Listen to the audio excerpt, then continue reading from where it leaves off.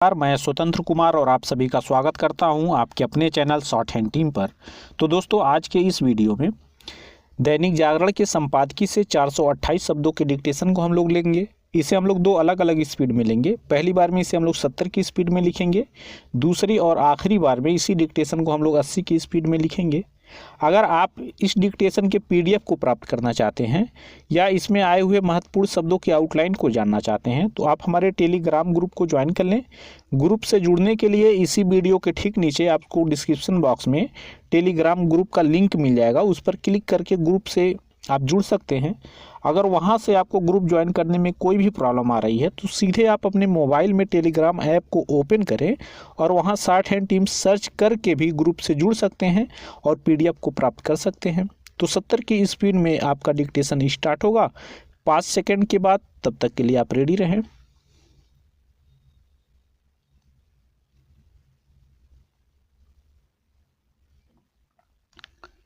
Start. इससे खराब बात और कोई नहीं हो सकती कि जिस दिन कोरोना वायरस से उपजी महामारी कोविड-19 रोधी वैक्सीन लगाए जाने के लिए देश भर में पूर्वाभ्यास हो रहा था, उसी दिन सपा प्रमुख अखिलेश यादव ने यह गैर जिम्मेदाराना बयान दिया कि वह वैक्सीन नहीं लगवाने वाले क्योंकि वह भाजपा की है और उस पर भरोसा नहीं किया जा सकता। यह व्यर्थ का बयान केवल सेहत को लेकर की जाने वाली सस्ती राजनीति ही नहीं बल्कि उन वैज्ञानिकों का अपमान भी है जिन्होंने अथक मेहनत से वैक्सीन तैयार की है। यह मानने के अच्छे भले कारण हैं कि अखिलेश यादव ने यह बयान इस तथ्य से भली तरह परिचित होने के बाद भी किसी संकीर्ण राजनीतिक इरादे के तहत जानबूझकर दिया कि देश में जो वैक्सीन तैयार हो रही है उनका भाजपा से कोई लेना देना नहीं। निसंदेह अखिलेश या उनकी जैसी सोच वाले लोगों को यह अधिकार है कि वे वैक्सीन लगवाने से इनकार दें, लेकिन इसका कहीं कोई मतलब नहीं कि वे उसे किसी दल विशेष की दवा करार देकर लोगों को गुमराह करें। आपत्तिजनक केवल यह नहीं कि उन्होंने वैक्सीन को भाजपा की करार दिया, बल्कि यह भी है कि उसके प्रति अविश्वास जताकर लोगों के मन में संदेह पैदा करने का काम किया। उनका बयान पोलियो उन्मूलन अभियान के समय उन दकियानूसी लोगों के बयानों की याद दिला रहा है जिन्होंने भोले भाले और अशिक्षित लोगों को गुमराह करने का काम किया था। क्या इससे बड़ी विडंबना और कोई हो सकती है कि जिन युवा एवं शिक्षित नेताओं से समाज को दिशा दिखाने और उसे जागरूक करने की अपेक्षा की जाती है, वे ठीक इसके उलट काम कर रहे हैं। अखिलेश यादव के बयान से यही पता चलता है कि राजनीतिक उल्लू सीधा करने के फेर में कोई किस हद तक जा सकता है।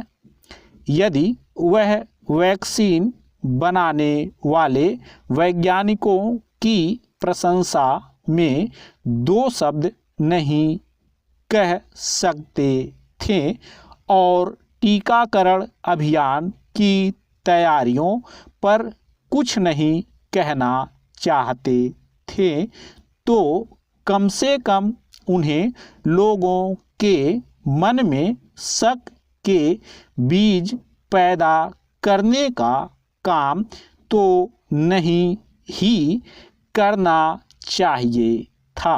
चूँकि देश पोलियो उन्मूलन अभियान वाले दौर से आगे बढ़ चुका है, इसलिए यह उम्मीद की जाती है कि खुद समाजवादी पार्टी के समर्थक भी अखिलेश यादव के बयान पर गौर नहीं करेंगे।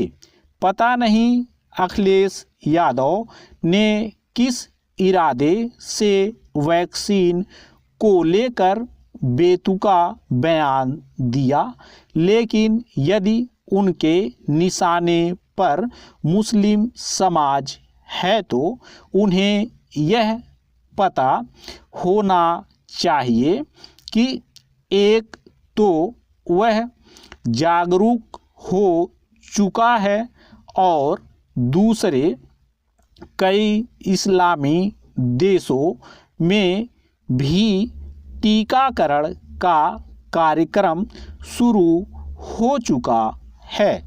स्टॉप।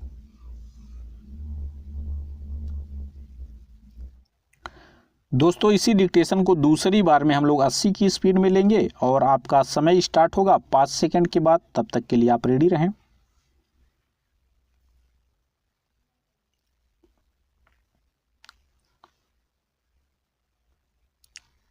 स्टार्ट।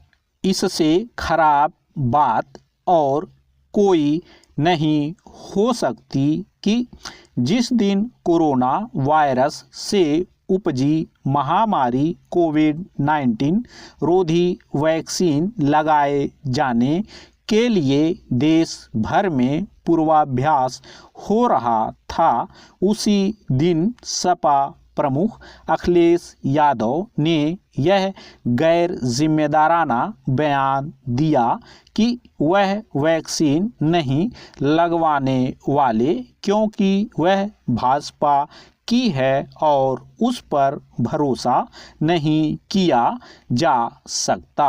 यह व्यर्थ का बयान केवल सेहत को लेकर की जाने वाली सस्ती राजनीति ही नहीं, बल्कि उन वैज्ञानिकों का अपमान भी है जिन्होंने अथक मेहनत से वैक्सीन तैयार की है।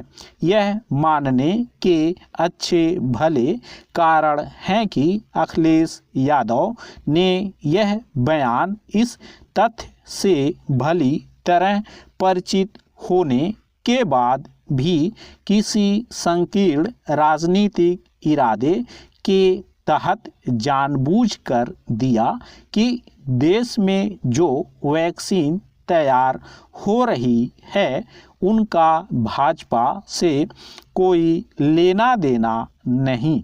निसंदेह अखिलेश या उनकी जैसी सोच वाले लोगों को यह अधिकार है कि वे वैक्सीन लगवाने से इनकार दें, लेकिन इसका कहीं कोई मतलब नहीं कि वे उसे किसी दल विशेष की दवा करार देकर लोगों को गुमराह करें।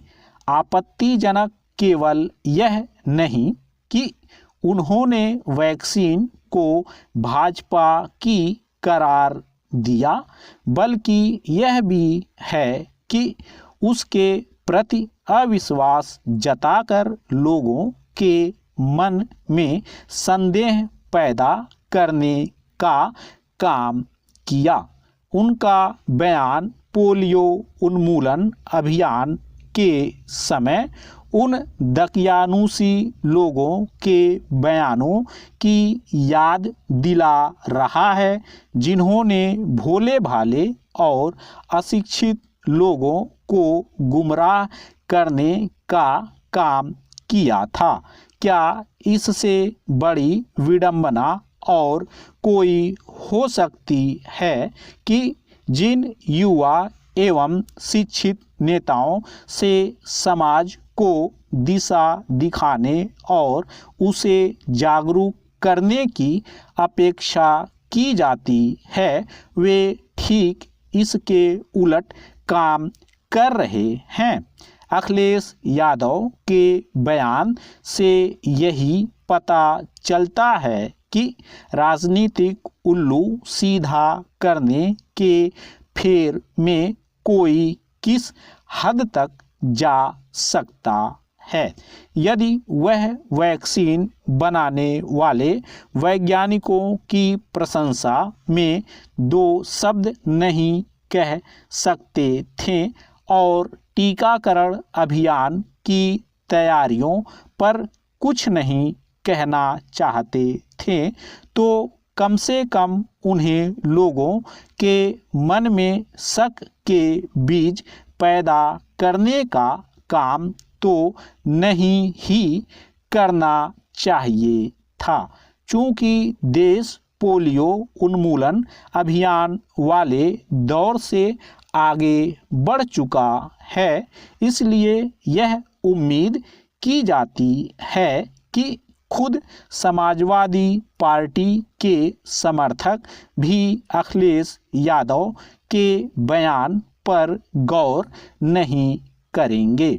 पता नहीं अखिलेश यादव ने किस इरादे से वैक्सीन को लेकर बेतुका बयान दिया, लेकिन यदि उनके निशाने पर मुस्लिम समाज है तो उन्हें यह पता होना चाहिए कि एक तो वह जागरूक हो चुका है और दूसरे कई इस्लामी देशों में भी टीकाकरण का कार्यक्रम शुरू हो चुका है।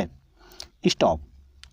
तो दोस्तों, इस तरह से आज का वीडियो हम लोगों का कंप्लीट हुआ। मेरा प्रयास अगर आपको अच्छा लगा तो कृपया इस वीडियो को लाइक शेयर जरूर कर दिया करें। चैनल पर नए हैं तो चैनल को सब्सक्राइब करके जस्ट बगल में आपको बेल आइकन मिलेगा, उसे भी प्रेस कर दें ताकि मेरे लेटेस्ट वीडियोज आपको समय समय पर मिलते रहें और आप घर बैठे संकेत लिपि को सीख सकें। धन्यवाद।